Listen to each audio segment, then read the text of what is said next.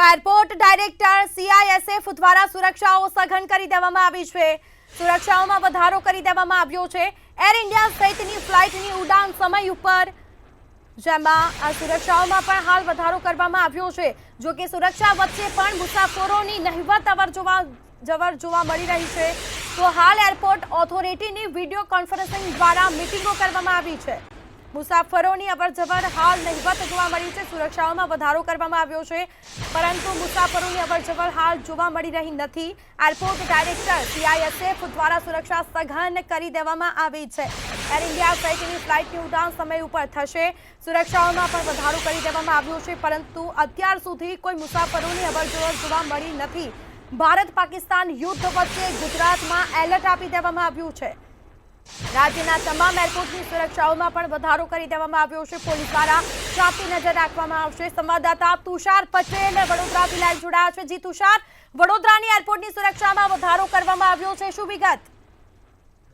ચોક્કસથી સ્મિતા, જે રીતે 2 દિવસથી ઓપરેશન સિંદૂરને લઈને જે સમગ્ર દેશમાં હલચલ ચાલી છે, ત્યારે પડોશી પાકિસ્તાનની નાપાક હરકતો ઉપર છેલ્લા 24 કલાકમાં ભારતીય સેના દ્વારા જે પ્રકારની કામગીરી કરવામાં આવી છે તેને લઈને પાકિસ્તાન મોકલાયું છે, ત્યારે રાજ્યના તમામ એરપોર્ટોની સુરક્ષાની અંદર વધારો કરવાનું નક્કી કરવામાં આવ્યું છે।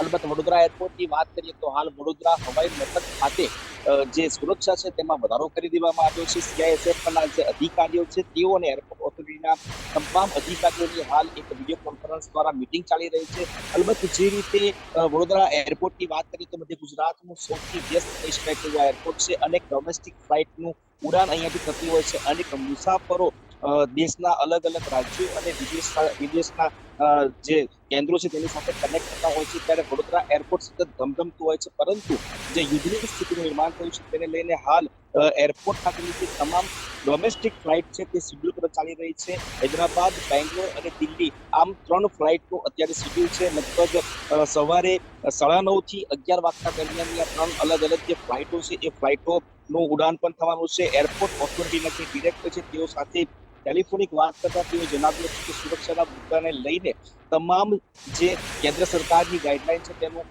ફોલોઅપ કરવામાં આવી રહ્યું છે। આપ જોઈ શકો દ્રશ્યમાં આ જે પરિસર છે અહીંયાથી એરપોર્ટની એન્ટ્રી છે। હાલાકી સુરક્ષાને કારણે અહીંયા મીડિયા કવરેજ કરવાની તેઓએ ના પાડી હતી, જેથી કરીને આપણે અત્યારે એરપોર્ટની બહાર રહીને આ સમગ્ર અહેવાલ મંતવ્ય ન્યૂઝના દર્શકોને બતાવી રહ્યા છે। પરંતુ જે રીતે રાજ્યના તમામ એરપોર્ટો ઉપર સુરક્ષા વધારવામાં આવી છે, પાકિસ્તાન કોઈ પણ હરકત કરે તો તેને પહોંચી વળવાની જે સ્થિતિ છે તેને લઈને આ એક પ્રયાસ કરવામાં આવ્યો છે। તેના વડોદરા દ્વારા પણ પૂરતા કદમ અને પૂરતી જરૂરિયાત મુજબના એક્શન જે છે તે લેવામાં આવી રહ્યા છે।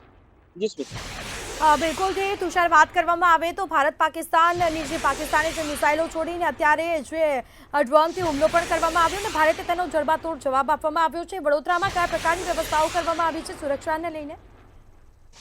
ચોક્કસથી વડોદરાની જો વાત કરીએ તો વડોદરાના મહત્વના કહી શકાય હોય તો પહેલા આપણે એ જણાવી દઈશ કે મધ્ય ગુજરાતનું સૌથી વિકસતું અને હરણફાળ થતું જો શહેર હોય તો વડોદરા છે। વડોદરા શહેરની આસપાસ અનેક એવા ઔદ્યોગિક સંકુલો આવેલા છે। સાથે સાથે વડોદરાના ઓએનજીસી, જીએસએફસીના જે મહત્વના યુનિટ છે કે જેમાં એક હાઇડ્રો પાવર જે પરમાણુ વોટર કહેવાય એને લઈને પણ એક સેન્સિટિવ એકમ આવેલું છે, જેની સુરક્ષામાં પણ વધારો કરવામાં આવ્યો છે। આ ઉપરાંત Manjusar GIDC, Gorwa GIDC, Makarpura GIDC, Waghodia જીઆઈડીસીમાં અનેક એવા ઉદ્યોગો છે।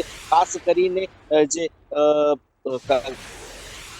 વડોદરાનો જે પૂર્વ પશ્ચિમ વિસ્તાર છે તેની અંદર જે જીઆઈડીસી આવેલી છે તેની અંદર કેટલાક કેમિકલ ઉદ્યોગો પણ છે। ત્યારે આ તમામ બાબતોને ધ્યાનમાં લઈને જિલ્લા કલેક્ટર દ્વારા 2 દિવસ પૂર્વે એક સઘન બેઠક કરવામાં આવી હતી, જેમાં વડોદરા ગ્રામ્યના પોલીસ સુપ્રિન્ટેન્ડન્ટ ઉપરાંત શહેર પોલીસ કમિશનર ઉપરાંત જે આઈબીની એજન્સી છે આ તમામના આલા અધિકારીઓ આ બેઠકમાં હાજર રહ્યા હતા અને રાઉન્ડ ધ ક્લોક પોલીસનું પેટ્રોલિંગ સહિતની જે કામગીરી કરવાની છે તે પણ કરવામાં આવી છે। ગત રાત્રે જે રીતે પાકિસ્તાનની જે 15 જગ્યા ઉપર હુમલા કરવાની જે હરકત હતી તેનો વળતો જવાબ ભારતે આપ્યો, ત્યારે વડોદરા શહેર પોલીસ દ્વારા પણ અલગ અલગ વિસ્તારોની અંદર પેટ્રોલિંગ સઘન કરવામાં આવ્યું હતું। ખાસ કરીને જે ઔદ્યોગિક વસાહતો આવેલી છે ત્યાં પણ પોલીસ દ્વારા પૂરતા બંદોબસ્ત સાથેની રિહર્સલની કામગીરી પણ કરવામાં આવે છે, જેથી કરીને કોઈ પણ સ્થિતિનું નિર્માણ થાય તો તેને પહોંચી વળવા માટે વડોદરાનું વહીવટી તંત્ર હાલ તો સક્ષમ હોય એમ લાગી રહ્યું છે।